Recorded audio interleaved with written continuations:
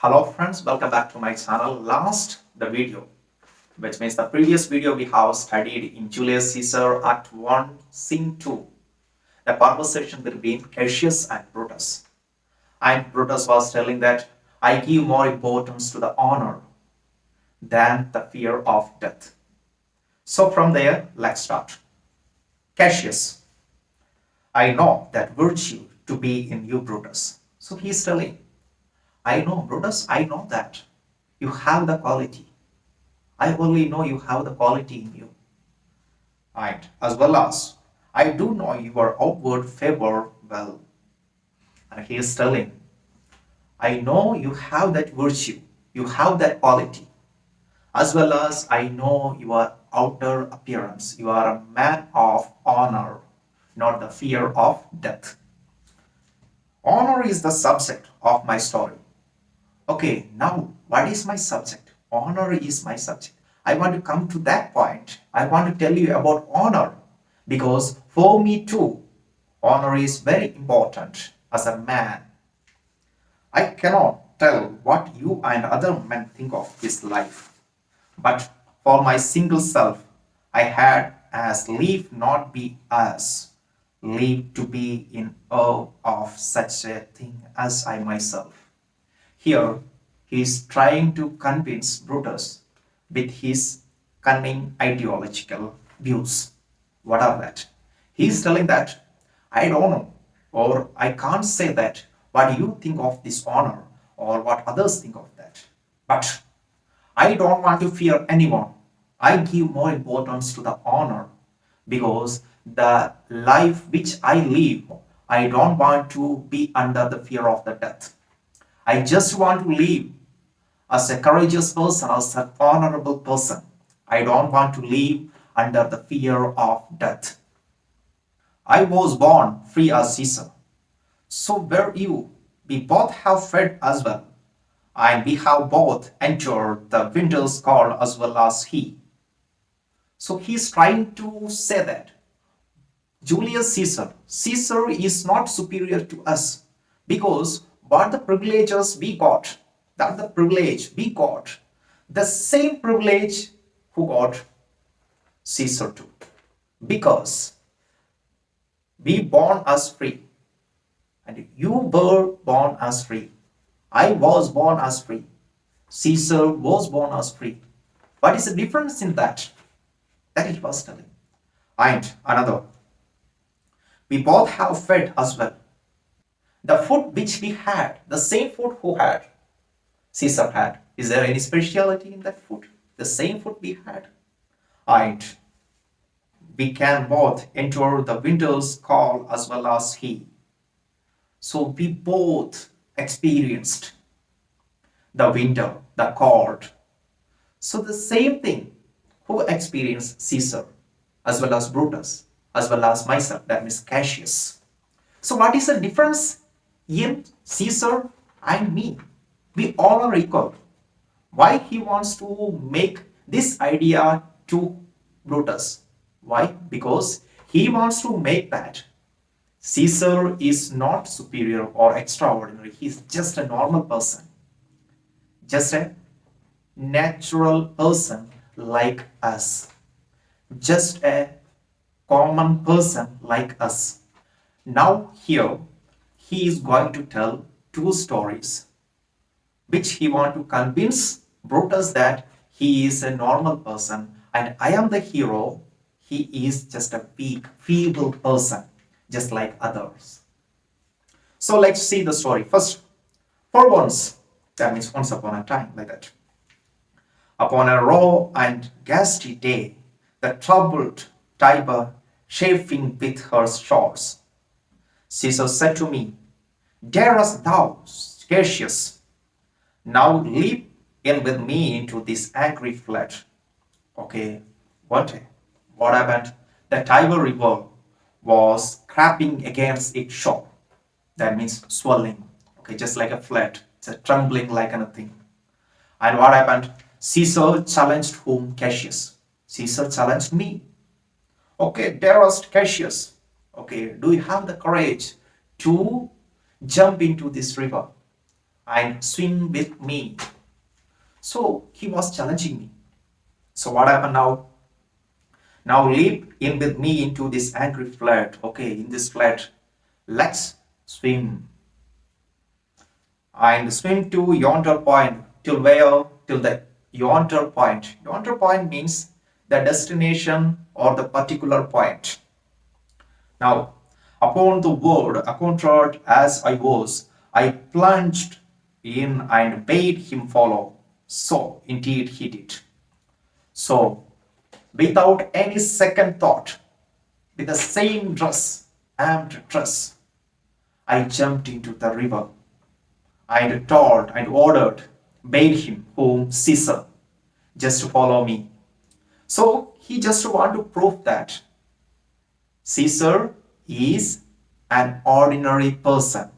He is not a supernatural or superhero. That's why he is proving I was very brave and courageous person. That's why I jumped with that same dress. We know if we are wearing a dress, that means a person which I am wearing with this dress. If I swim or if I jump into the river, it is too difficult to swim. It is too difficult to go fast. So he was telling, okay, I was with that same dress. I did not remove the dress. Without removing the dress, without a second thought, I jumped into the Tiber River. And the torrent roared, and we did buffet it with lusty sinews, throwing it aside and stemming it with hearts of controversy. Okay, here, what happened? The torrent roared. It was torrent roared. That means it was swirling flat, or the waters, it's tumbling like anything. They were struggling, buffeted. That means struggling. How? With lusty sinews. That means vigorous strength. They were using their vigorous strength, the whole power. When we used to swim, go against the river, the flow of the river, it is too difficult. So they were telling in that flood, they were vigorously swimming with the whole strength, with whole power, and throwing it aside and stemming it with hearts of controversy. But cutting through that, the river, and focusing the yonder point and swimming towards that yonder point. Now, but here we could arrive the point proposed. Okay, before we reached the yonder point, that means the point which we proposed, what happened? Caesar cried, help me, Cassius, or I sink. Okay, before reaching that particular point, who cried? Here Caesar cried. Why? Because he was drowning into water. So here we understand Cassius just want to prove that he was a hero that time. And Caesar is just a feeble person or weak person. So what happened thereafter? Thereafter what happened? Let's see. I, as Aeneas, our great ancestor, did from the flames of Troy upon his shoulder the oar and Cassius bear, so from the waves of Tiber did I the tired Caesar. So I went and I saved his life. How? It was just like a Aeneas. Okay, now let's study about Aeneas.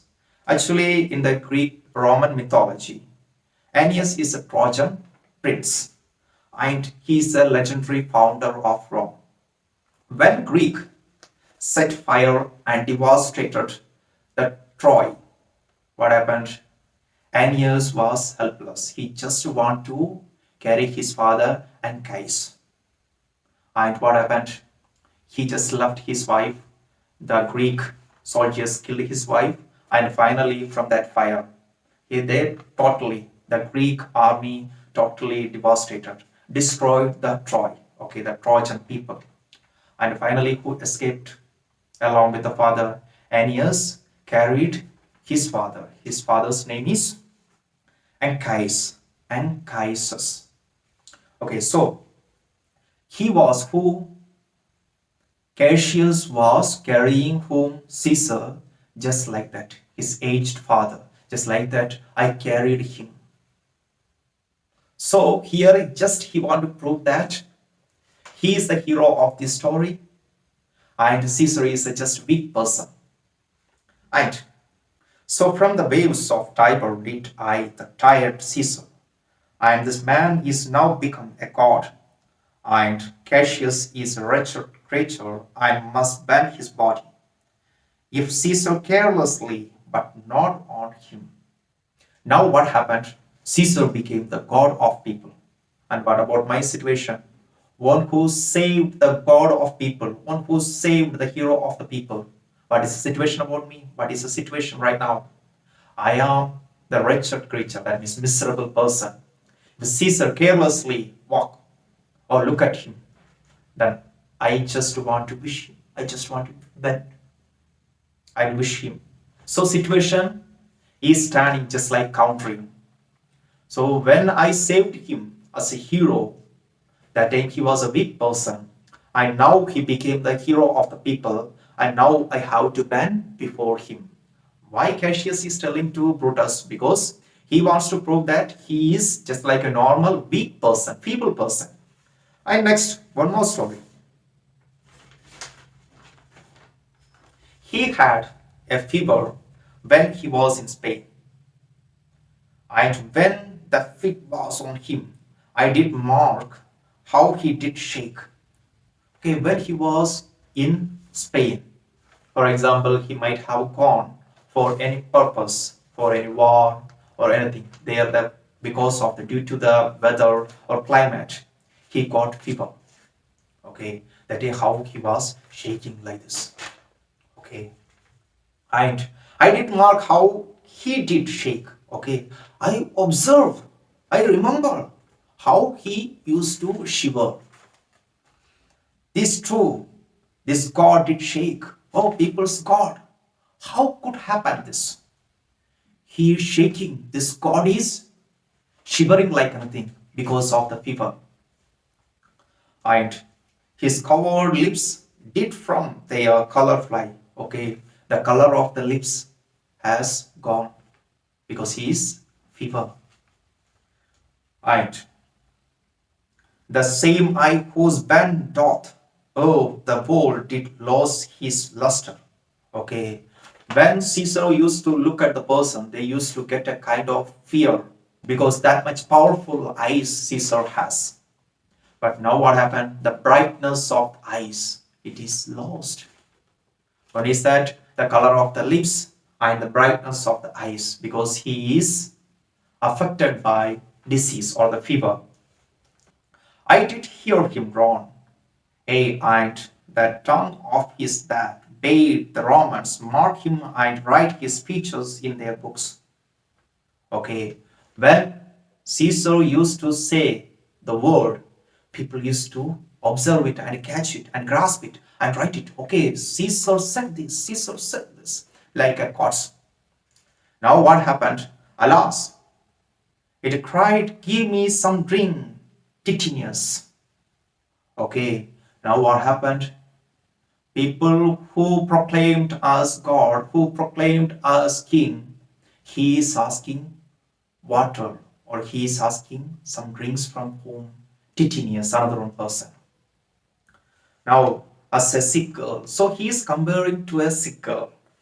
Why he is comparing to a sick girl? Because the olden time in Romans, only two persons, they don't have any voice or they don't have any right to speak, who the women and slaves. So they just devalue these two category in the sense this women and slaves. That's why he is making or he is comparing with the girl, like what to say, as a sick girl. That means he is such a feeble, he is such a sick person, or that he is such a weak person.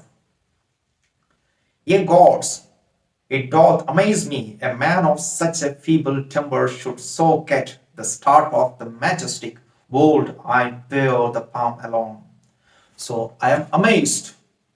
How I am amazed because such a feeble person, such a weak person, the person on who is not capable, how he is going to handle, how he is administer, how he is going to reign the Rome alone, how he get reward. So that is his question.